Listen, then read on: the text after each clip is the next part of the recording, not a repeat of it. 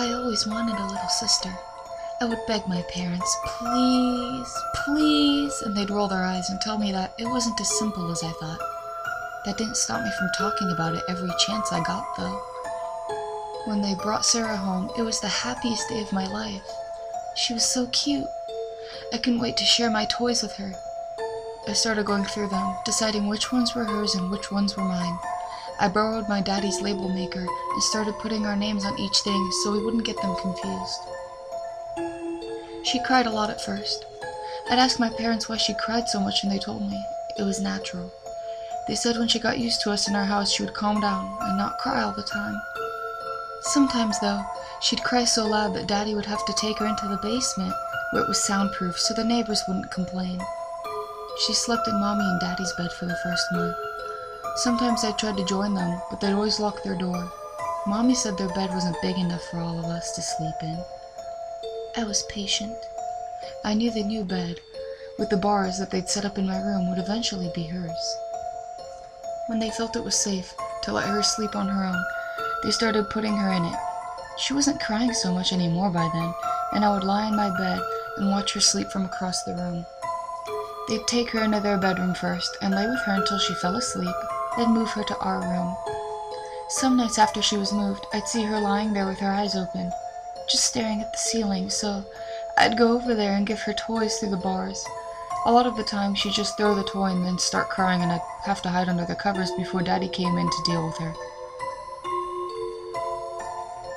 Eventually, they started letting Sarah sit with me in the playroom. I was told that I wasn't allowed to give her anything too small or sharp that she could hurt herself with. I was so happy.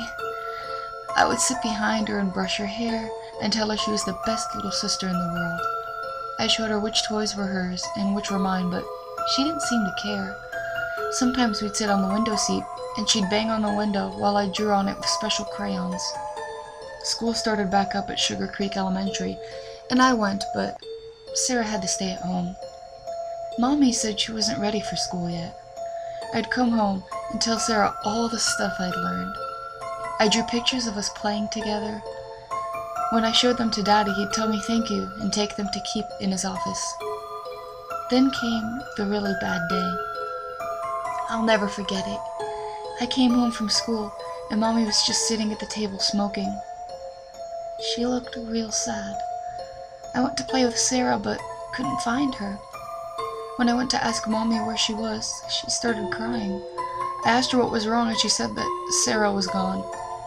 I didn't understand totally, but I started crying too, and told her, "We need to find her." She just shook her head and said she was gone somewhere we couldn't go. Daddy took her bed apart. He threw away all my drawings of her in them. He took my name tags off all the toys. Sometimes I'd find one he'd missed, and it'd make me cry. I started collecting them and hiding them, but he found where I hid them one day by accident and got really mad. We weren't allowed to talk about her. It was like she never existed. I didn't think it was fair. I told Mommy that Daddy was being mean to make us not talk about Sarah, but she said it was better that way, and I would understand when I was older. I saw Sarah again. It was just one time, but I'll never forget it. I was with Mommy doing some errands. We went grocery shopping, then went to a fabric store in Thorntown so Mommy could look at material to make some new curtains out of. She remembered that she had letters to mail, so we stopped at the post office to buy some stamps. I was humming to myself and reading posters while Mommy talked to the lady behind the counter, and that's when I saw Sarah. She was as cute as I remembered. I walked over and looked at the poster with her picture, but they'd gotten her name wrong.